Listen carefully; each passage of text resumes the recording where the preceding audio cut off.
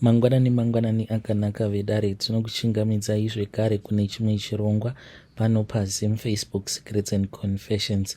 Tadzoka zvekare nemamwe mamessages. Hey, pane imwe message iyo yandakatumidzirwa ichibva kuna vanzvedzi vedu, zvinonzwisa tsitsikane pakaipa, hanzi I don't know how to forget about this. Zvakangoma hazvo. Vakatumidzira message ivo vachiti, zita rangu ndinoitwa Tsitsi, not a real name, uye zvekare I have spent ndingangoti about 17 years ndakachengetedza secret iyi mumwoyo mangu. Isecret yekuti kana ndikafunga nezvayo mwoyo wangu unotanga kurwadza, and I feel so ashamed of myself. Ndinoti pose pandinotarisa mwana wangu musikana, I always tell myself kuti I do not want her kuti ange achiita go through what I had to go through, but ndakazama nepose pandainge ndichigona napo kuti at least let me give my child, my future, a brighter future. But now whenever I am looking at myself in the mirror, moyo wangu unotanga kurwadza zvekuti I'm like a person ane low self-esteem nekuda kwezvandakaitwa nemurume wangu. Dai vanhu vaiziva zvavo, because like kana dziri sehama dzangu havatomborina kana idea kuti ndige ndichizosvika pandiri pano ndeapi masacrifices avo andakaita, because I am the one who takes care of almost everyone and I am a successful business woman. Ndiri kuno kunyika yevatorwa kuSouth Africa, and vanhu vazhinji munharaunda they just call me a success, but havatombozivi kuti nditoriwo nemaskeletons in my own closet, and they would think twice before calling me lucky. Ngoma nyaya yangu inorwadza kani, even though ndakaroorwa nemurungu who is a wealthy man, uye zvekare neniwo I am a wealthy woman myself, a professional as well, but upenyu hwandinorarama unorwadza. My life is not about happiness, but it is all about desperation and survival. You will never believe what a human being will do kana pfungwa dzekuti ndinoda kurarama kana dzakubata uchida kurarama upenyu hwakanaka. And panguva iyo ma-survival instincts ako, when they kick in, ndipo panozobuda the real you. Now each and every day I am trying kungobatanidza kujoinidza, trying to piece my life together. Dzimwe nguva ndinokwanisa kutodriva zimotikari rekutoti rinenge ritori zimotikari rinodhura, but still kana ndikafunga upenyu hwandinenge ndichirarama ndinotombotanga kutombosvima misodzi. Ininiwo ndakakurirawo kumaruzeva, upenyu hwainge hwakaoma. Everywhere that I would look hwainge hungori urombo hwega. Poverty was as much as a part of my life. Mukoma urombo kuya hwekuti uchisvika munharaunda unoona kuti village yevarombo voga. But I loved my family anyway, ndokusaka ndakaramba ndichingoshingira nezvidzidzo zvangu, but still ndakazoti ndaenda kuchikoro kudaro ndapasa, but life was not changing. Ndipo panguva iya yekuti economy yedu munyika medu it was collapsing, and vanhu vazhinji vainge vachishanda vainge vava kutodzingwa futi mabasa. The future was not good at all. Saka ndakabva ndazoti zvainge zviri nani kuti ndige ndichimbozama kungwavha, because already muvillage medu mainge mava nevamwe avo vainge vachiuya kuSouth Africa. Vaiti kana vakauya kuSouth Africa pavanozodzoka kumusha mukomananshi vanenge vaine magroceries nei. Isu vamwe ndisu taizongotarisa paChristmas paya kana kuenda kunodyawo kumaraini. Then ndakaona kuti zvainge zviri nani kuti ndinge ndichiendawo kuSouth Africa, because ndainge ndine umwewo wandainge ndakataura naye akandiudza kuti kana ukangouya kuSouth Africa mabasa awa unoita ekuramba. It sounded like a dream. Ndikabva ndaramba ndichingotaura naye, but unfortunately hatina kuzokwanisa kuzoconnecta, because aida kuti ndige ndichizosvikira kumba kwake. Mukomanashi, for me kuti ndinge ndichiuya kuno kuSouth Africa ndine passport zvainge zvisingatombogoneki, because makore acho iwawo mapassport aingotorwa nevanhu vane mari dzavo, uye zvekare ainetsa zvisingaiti. Ndipo pandakabva ndachizosangana naye murungu uyu akazondiroora, akauya kuZim.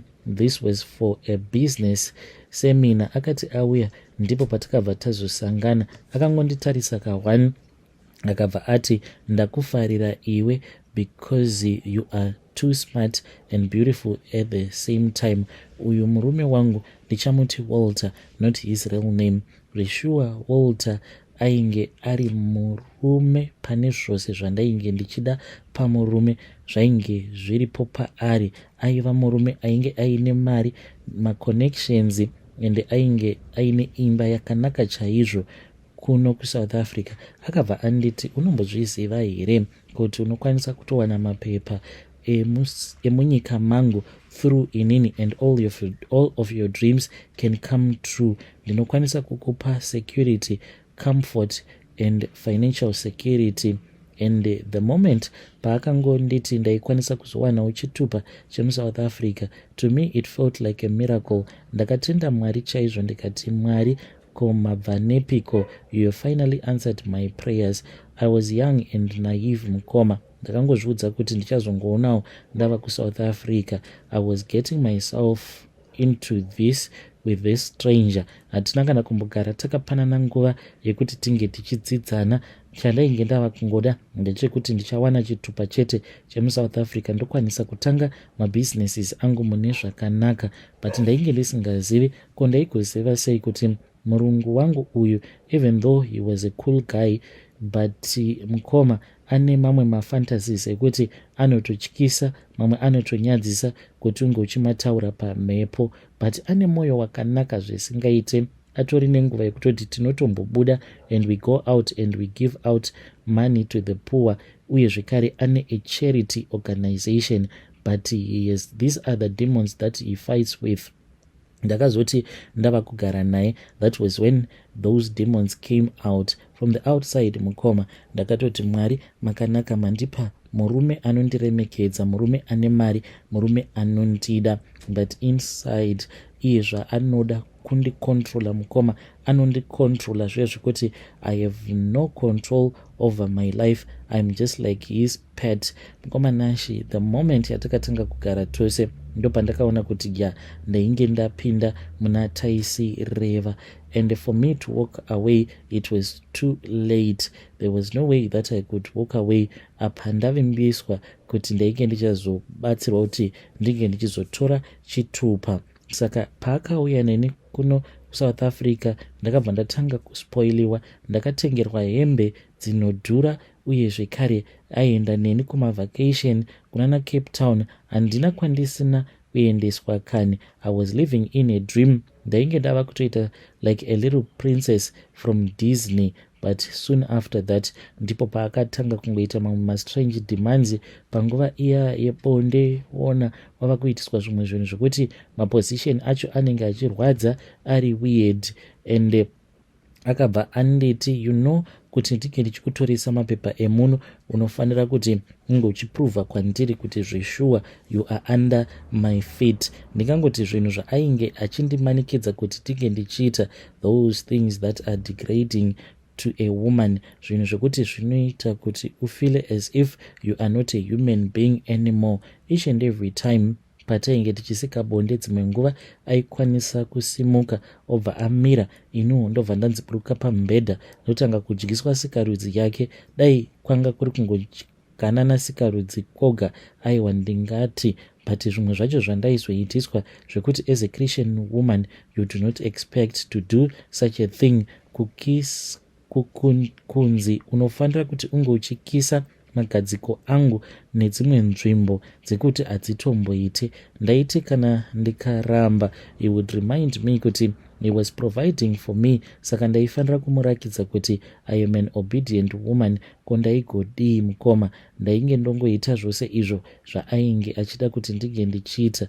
Zvinoitika mukoma ndezvekuti ukaroorwa ne-a citizen of any country, iwe ukauya ikoko as a migrant, usually on a spousal visa, upenyu hwaunenge uchirarama upenyu hunenge uchirwadza.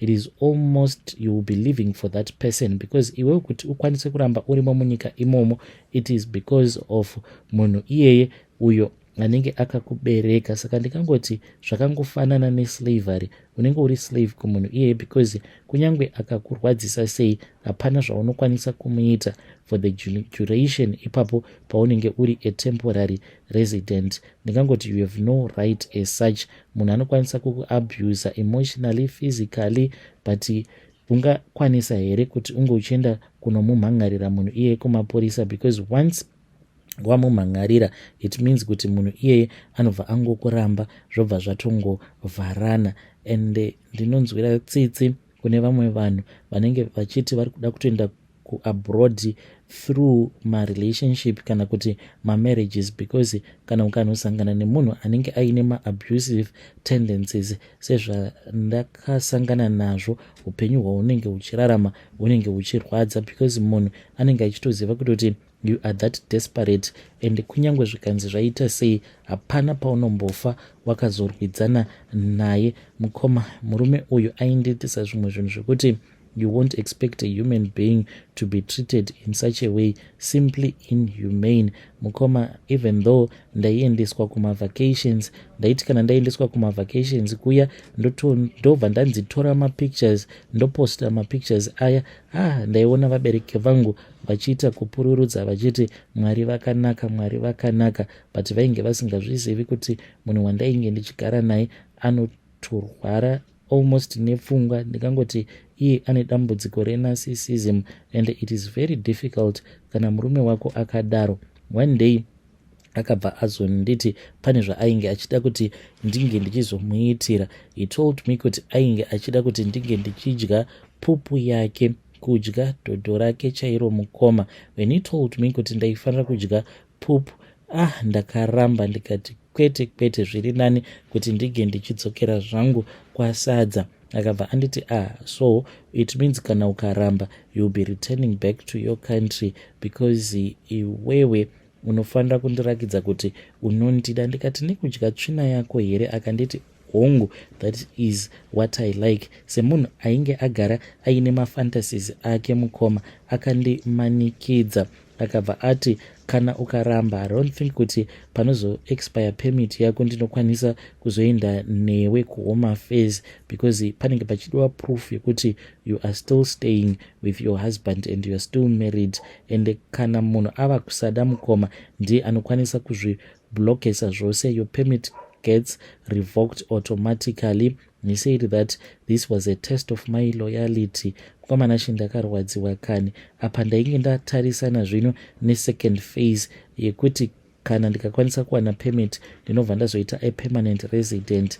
Akabva anditi usati waita permanent resident unofanira kuprova a point kwandiri kuti uri mukadzi ari loyal. Mkomanashi in his sick mind kudya tsvina yake, that meant kuti ndiri loyal kwaari. Hongu ndainge ndichiziva kuti murungu uyu ane mafantasies mamwe anototyisa. Dzimwe nguva ndainzi ita sekunge munhu ari kubatwa chibharo kana kusungwa mukoma, ndobva ndararwa neni ndakadaro. But izvi zvekuzodyisana tsvina amenoti zvakabva nepi. Ndainge ndichida kuramba to walk away, but ndakabva ndatanga kuzvibvunza kuti zvino ndikadzokera kuZimbabwe ndinonotangira pai, because my life here in South Africa was beginning. Ndainge ndisingadi kudzokera kunhamo vanhu vaMwari. Mukomanashi was already making me into become a successful business knight. Saka usiku hwacho ihwohwo, that night I remember very well, ndakabva ndangozviudza kuti zvakafanana ndokubva ndaridya, ndakadya tsvina yake. I can never forget that day until kusvika pari zvino. Pose pandinofunga nezvazvo mwoyo wangu unorwadza. Ndinotonzwa mate ava kutozara mumukanwa kuda kutorutsa chaiko. And mukomanashi, that was not the end. Ndiri munhu wekuti ndinogara ndichingobvunzwa kuti uripi unani, very controlling and possessive, but ndingaita sei? Ndokupenyu hwacho hwandakasarudza ihwohwo. But ndakazobatira pamuviri ndokubva ndachizozvara mwana wangu musikana. At least I have given my daughter an opportunity to a better life. Mwana wangu uyu ari kukura mukoma. and inini I really do not know if I am supposed to tell my daughter kuti amai vake ndo zvavakaita izvi pavakauya kuno kuSouth Africa. Iye hatomborina kana stress, no worries at all. She was born a South African already. Saka ndikudawo kuti mhuri yeZimbabwe inge ichindibatsirawo ipapo kuti mwana wangu ndomuudza here kuti amai vake ndo zvakaitika kwavari, ndo zvavakaitwa nababa vake, kuti baba vake vakamanikidzira kuti ndinge ndichidya tsvina yavo. Kana mukaposta nyaya yangu please ndiziviseiwo. Vedare ndo message iyo yandakatumidzirwa ichibva kuna vanzvadzi vedu. Zvakangoma hazvo vedu we. Pakaipa. Strange things indeed they do happen in this world. Yo kudya tsvina yemunhu so that ukwanise kuwana chitupa chemuSouth Africa. Pakaipa. Kana kuri kunzwo unewo zvawakambosangana nazvo mushure mekunge waroorwawo neCitizen either kuchando ikoko kana kuti muSouth Africa, kuMozambique, kupikowo uchinyengererawo mapepa, kana uine zvawakanzi nemunhu tanga waita chakati nechakati, ndokuti ndikwanise kukuroora kana kubvuma kuroorwa newe, you can come to my inbox and tell me your own side of the story. Zvakangoma hazvo vedu we.